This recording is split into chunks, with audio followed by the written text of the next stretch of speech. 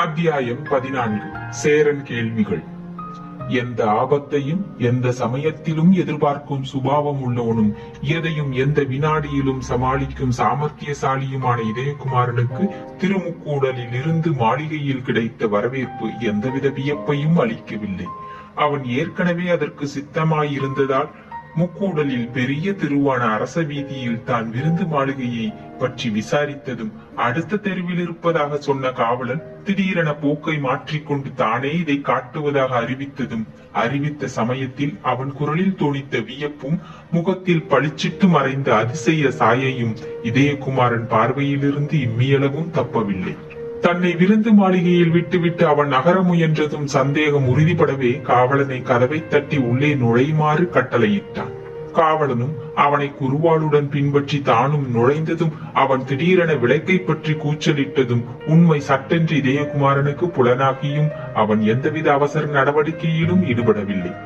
தனது வாழ் உரையில் இருந்து உருவப்பட்ட போதும் குருவாளை ஏந்திய வலதுகரம் இரும்பு கையொன்றால் பிடிக்கப்பட்ட போதும் எந்தவித படபடப்பையும் காட்டவில்லை சோழ நாட்டு வாலிபன்.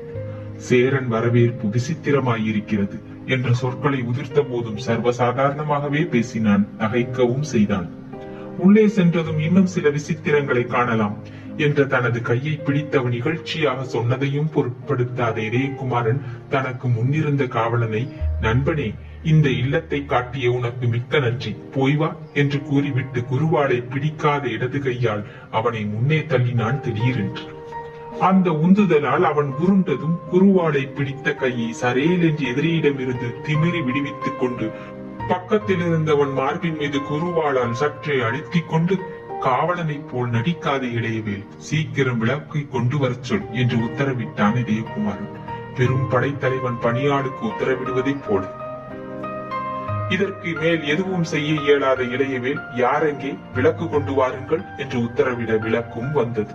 விளக்கு வெளிச்சத்தில் தன்னெதிரே வாளை உருவிய சுமார் 10 வீரர்கள் நிற்பதையும், பக்கவாட்டில் மார்பில் அழுந்திய தனது குருவால் ஊன்றியிருக்க ஒரு கையில் தன்னிடம் இருந்து பெருவாளுடன் இளையவேல் நின்றிருந்ததையும், தனது காலடியில் கால்களை நீட்டிக் கொண்டும் எதிரே நின்ற வீரர்கள் கால்களுக்கு அருகில் தலையை வைத்துக் கொண்டும் தனது வழிகாட்டி குப்புற விழுந்திருந்ததையும் கண்ட இதயகுமாரன் குறுநகை கொண்டான். அவன் அத்தகைய அபாயமான நிலையிலும் குறுநகை கொண்டதை கண்ட இளையவேல் வியப்பு குரலில் விரிய சொன்னான், இதயகுமாரா, உன் மனதிடம் பாராட்டத்தக்கது. வீரனான உன்னை கொள்ள எனக்கு விருப்பம் இல்லை என்று. இதயகுமாரன் இதழ்களில் இருந்து இளநகை முழு நகையாக முதிர்ந்ததால் அவன் முகம் பூராவும் பொலிவுற்றது உவகையால். உனக்கு முதுகை காட்ட எனக்கும் விருப்பமில்லை என்று பதில் சொன்னான் இதயகுமாரன், எதிரி மார்பில் அழுந்திய குருவாளை எடுக்காமலும் சோழ நாட்டு குறும்பை சொற்களில் ஊடுருவ விட்டு. இந்த பதிலை கேட்டதும் இளையவேலின் முகத்தில் சினம் துளிர்த்தது. என்னை கொல்ல முயன்றவனை கொன்றேன், இதில் என்ன தவறு என்று வினவினான் இளையவேல். தவறுகள் 4 என்றான் இதயகுமாரன். 4? இளையவேலின் கேள்வியில் அதிர்ச்சி இருந்தது. ஆம், வயோதிகனை கொல்ல முயன்றது முதல் தவறு. உன்னை எழுப்ப முயன்றவரை முதுகில் குத்தியது 2வது தவறு. அவரை கொன்றுவிட்டதாக நினைத்து ஓடிவிட்டது 3வது தவறு. அவர் யார் என்பதை அறியாதது 4வது தவறு என்று தவறுகளை அடுக்கினான் இதயகுமாரன். இதை கேட்ட இளையவேல் இடிந்து போனான். மாறவேல் இறக்கவில்லையா என்று அவன் கேள்வியில் அச்சம் இருந்தது. இல்லை என்றான் சோழ நாட்டு வீரன். உனக்கு எப்படி தெரியும்? நேரில் பார்த்தேன். மீண்டும் நிலவரைக்கு சென்றாயா? இல்லை. வேறு எங்கு கண்டாய்? சேர மன்னர் அரண்மனையில், அதாவது இப்பொழுது சோழ மன்னர் அரண்மனையில், அதாவது இப்பொழுது சோழ மன்னர் வசமிருக்கும் அரண்மனையில், அரசகுமாரியின் அறையில். அங்கு எப்படி வந்தார் அவர்? நடந்து. அரசகுமாரியின் அறைக்கு நீ எதற்கு சென்றாய்? அவளை காண. இளையவேல் சில வினாடிகள் மௌனம் சாதித்தான். மாறவேலுக்கும் உனக்கும் என்ன சம்பந்தம் என்று வினவினான் சில வினாடிகளுக்கு பிறகு. சம்பந்தம் எனக்கில்லை. வேறு யாருக்கு? உனக்கும் அவருக்கும். என்ன உளறுகிறாய்? நான் உளரவில்லை. அவர் சொன்னதை சொன்னேன். என்ன சொன்னார்? பதில் சொல்ல சிறிது சாமதித்தான் இதயகுமார். கேட்டுக்கொண்டார் என்று முடிவில் துயரத்துடன் சொன்னான். என்ன கேட்டுக்கொண்டார்? இளையவேலின் குரலில் லேசாக அச்சம் இருந்தது. எந்த காரணத்தை முன்னிட்டும் உன்னை கொல்லக்கூடாதென்று எனக்கு ஆணையிட்டு இருக்கிறார். இல்லையில் உன் மார்பில் அழுந்தி இருக்கும் எனது குருவால் இத்தனை நேரம் உன் உயிரை குடித்திருக்கும் என்று கூறினான் சோழ நாட்டு வாலிபன். இந்த விளக்கம் இளையவேலி அடியோடு நிலைகுலைய செய்யவே, எதற்காக அப்படி கேட்டுக்கொண்டார், ஆணையிட்டார் என்று வினவினான். குரல் லேசாக நடுங்க. நீ அவர் பேரன் என்பதால். இந்த சொற்களை மிக நிதானமாக கூறினான் இதயகுமாரன். அச்சம் உச்ச நிலைக்கு சென்றது இளையவேலுக்கு. வியப்பு விண்ணை எட்டியது. நான் நான் என்று தடுமாறினான் பதில் சொல்ல முடியாமல். நீ அவர் பேரன், பெண் வயிற்றில் பிறந்தவன் என்று சொற்களை மேலும் அழுத்தி உச்சரித்தான் இதயகுமாரன். இளையவேலின் மனதில் நன்றாக பதியட்டும் என்ற நோக்கத்தால். இளையவேலின் மனநிலை விவரிக்க இயலாததாய் இருந்தது. எண்ணங்கள் பல உள்ளத்தில் ஓடியதை முகச்சாயை தெல்லென காட்டியது. சுத்த பொய், கட்டுக்கதை என்று கூவினான் இளையவேல் உணர்ச்சி மிகுதியால். அவன் அப்படி பதற்றப்பட்டு நிலை குலைந்த சமயத்தில் அவன் கையில் இருந்த தனது வாளை சரையலென பிடுங்கிக் கொண்ட இதயகுமாரன், தேவையானால் வாள்களால் தீர்த்து கொள்ளுவோம் சந்தேகத்தை. அப்படியும் நான் உன்னை கொல்ல முடியாது, அது உன்னால் முடியலாம், இவர்கள் துணையுடன் என்று எதிரே நின்ற 10 வீரர்களை கண்ணசைப்பால் காட்டினான். அத்துடன் தனது காலருகே விழுந்து கிடந்த காவலனை காலால் ஒரு உதைவிட்டு, டேய், அவர்களை தண்டனிட வேண்டாம், எழுந்திரு என்று அதட்டினான். யாராவது ஒருவர் சென்று இளையவேலின் வாளை கொண்டு வாருங்கள் என்று உத்தரவும் இட்டான் எதிரே நின்ற வீரர்களுக்கு. வீரர்களில் ஒருவன் அந்த பணியை செய்ய விரைந்தான். மற்றும் சிலர் முன்னேற முயற்சி செய்யவே, எனது குருவால் உங்கள் தலைவனின் மார்பில் அழுந்தி இருக்கிறது என்று நினைவூட்டினான் சோழ நாட்டு வீரன். அதனால் மீண்டும் வீரர்கள் பின்னடையவே வினாடிகளில் இளையவேலின் வாள் கொண்டு வரப்பட்டது. அதை இளையவேல் வாங்கிக் கொண்டதும் தனது வாளை உருவிக்கொண்டு சற்று இடம் விட்டு நகர்ந்து நின்ற இதயகுமாரன் கையில் இருந்த தனது வாளை ஒருமுறை சுழற்றினான். இளையவேலும் தனது வாளை உரையில் நின்று உருவிக்கொண்டு உரையை எட்ட இருந்த வீரனிடம் விட்டெறிந்தான். வீரன் அதை பிடித்துக் கொண்டதும் வாளை இருமுறை விர் என்று ஆட்டி பார்த்தான் இளையவேல். அந்த வாள் ஆடிய விதத்திலிருந்து வாட்போரில் நிகரற்ற பயிற்சி இளையவேலுக்கு இருக்கிறது என்பதை புரிந்து கொண்ட இதயகுமாரன், இப்பேற்பட்ட வீரன் அற்ப புத்தியால் கெட்டு போகிறானே என்று உள்ளூர வருத்தப்பட்ட அந்த வருத்தத்துடன் சொன்னான், ஆகட்டும் என்று. அடுத்த வினாடி இருவர் வாள்களும் சந்தித்து பயங்கர ஒலிகளை கிளப்பின அந்த விருந்து மாளிகை கூடத்தில்.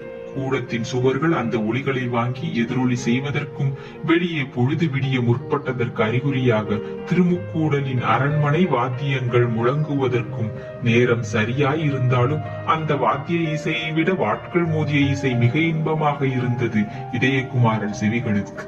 வாட்கள் மீண்டும் மீண்டும் சந்தித்தன, மோதின, உராய்ந்தன. சண்டை மும்முரமாகிக் கொண்டிருந்த சமயத்தில் விருந்து மண்டபத்தின் மற்றொரு பகுதியில் ஒரு பெரும் கதவு திறக்கப்பட்ட சப்தம் அனைவர் செவிகளிலும் கேட்டது. அதைத் தொடர்ந்து இன்பமான குரலில் பாடப்பட்ட குஷ்யதே எத்திர நகரே ரங்க யாத்ரா தினே தினே தமகம் சிரசா வந்தே ராஜானம் குலசேகரம் என்ற ஸ்லோகமும் மண்டபத்தை ஊடுருவியது. பூபால ராகத்தில் இசைக்கப்பட்ட அல்லது ஸ்லோகம் மண்டபம் முழுவதையுமே நிரப்பியதாலோ அல்லது வேறெந்த காரணத்தாலோ வாட்களை உருவி நின்ற வீரர்கள் வாட்களை உரையில் போட்டனர். இளையவேலும் சட்டென்று போரை நிறுத்தினான். இதற்கெல்லாம் காரணமான சேர சக்கரவர்த்தி தானுரவி மந்தகாச வதனத்துடன் அந்த மண்டபத்தில் நுழைந்தான் ஸ்லோகத்தை பாடிக்கொண்டே. பக்கத்தில் 2 பேர் பந்தம் ஏந்திவர் பக்தி பரவசத்துடன் பாடிக்கொண்டே உள்ளே நுழைந்த தானுரவி அங்கிருந்த நிலையை கண்டதும் பாட்டை நிறுத்தினான். உங்கள் விளையாட்டை நான் நிறுத்திவிட்டேனா என்று அவன் கேள்வியில் அனுதாபம் இருந்தது. நீதான் இதயகுமாரனாய் இருக்க வேண்டும் என்றும் சொன்னான் இதயகுமாரனை நோக்கி. இதயகுமாரன் தலை தாழ்த்தி வணங்கினான் சேரமானை நோக்கி.